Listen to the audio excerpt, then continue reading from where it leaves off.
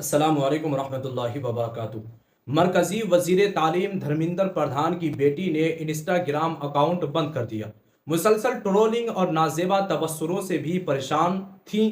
مرکزی وزیر تعلیم دھرمیندر پردھان کی وزارت سے جڑے نیٹ پیپر لیک کے معاملے کی باز گشت اب ان کے خاندان تک بھی پہنچ گئی ہے۔ اطلاعات کے مطابق ان کی بیٹی نمیشا پردھان کافی عرصے سے سوشل میڈیا پر شدید ٹرولنگ، نازیبا تبصروں اور توہین آمیز پیغامات کا سامنا کر رہی تھی۔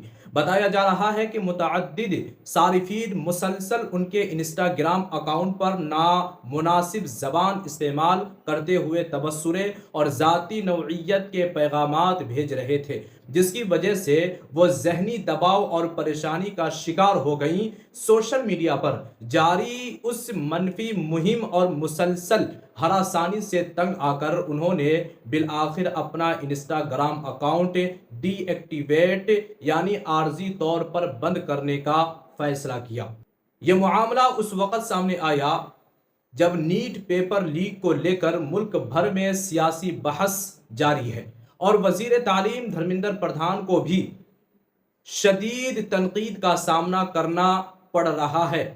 ایسے میں سوشل میڈیا پر ہونے والی ٹرولنگ کے اثرات اب ان کے اہل خانہ تک بھی پہنچنے کی بات کہی جا رہی ہے۔ آپ کی اس بارے میں کیا رائے ہے؟